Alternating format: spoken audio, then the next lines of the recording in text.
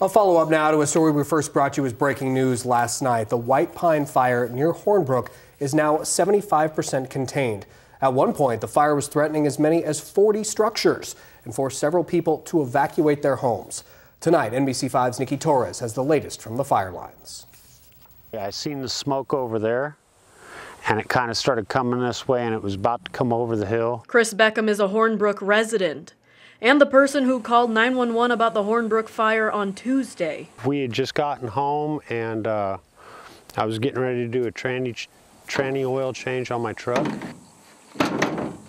That changed when neighbors came passing through in a panic. I jumped in my truck and drove up there and looked, and I seen fire, fire really close. He says he knew he had to act fast. From there, I went and got cell signal and made the call. Within a matter of just a couple hours, flames were going up and down this hill. The closest the fire got to the nearest property was right around 10 feet.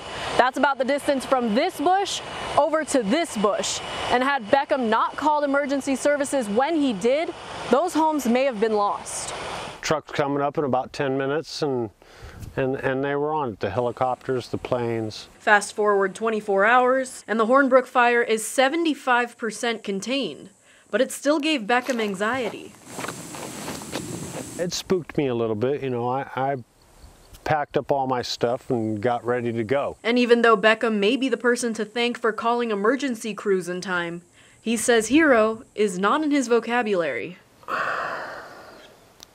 I'm glad I was able to be public service in some way. That's all. That's all. Doing his part.